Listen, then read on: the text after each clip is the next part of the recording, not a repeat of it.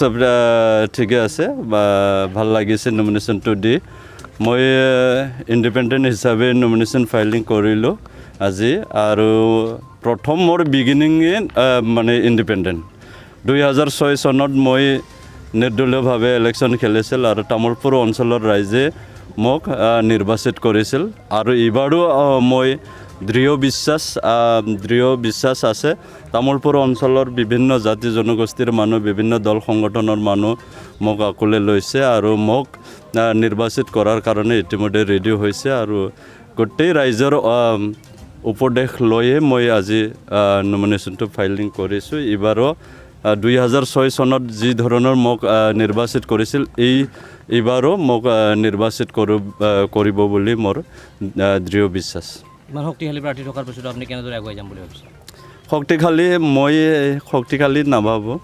কাৰণ মই 2006 চনতো আপুনি চাওক 2006 চনতো মই কি ধৰণৰ মই 28 বছৰ বয়সত মই নিৰ্দলীয় ইলেকশ্যন খেলিছিল সেই সময়ত প্ৰভাৱশালী নেতা পদুম বাহাদুৰ চৌহান এক্স মিনিষ্টাৰ খেলিছিল AGP দলৰ পৰা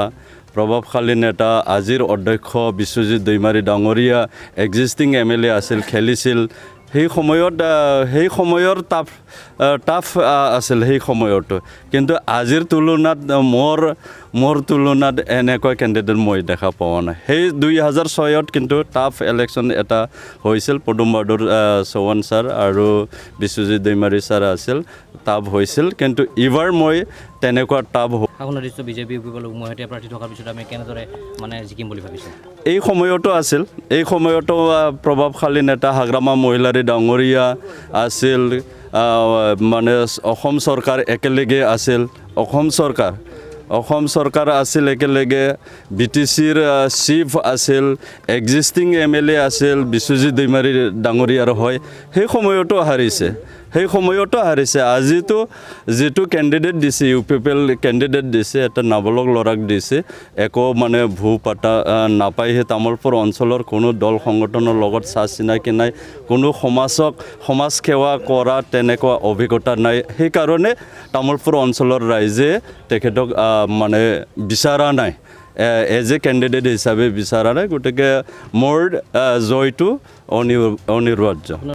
মই ভাবা নাই তেনেকুৱা মই ভাবা নাই মূল প্ৰতিদ্বন্দ্বিতা হ'ব বুলি মই ভাবা নাই মই নিজকে মই বেষ্ট বুলি ভাবি লৈছোঁ 100% জয় লাভ হ'ব মোৰ 100% এই 2006 চনৰ স্পিৰিটটোৱে আছে মোৰ গাত সেই 2006 চনৰে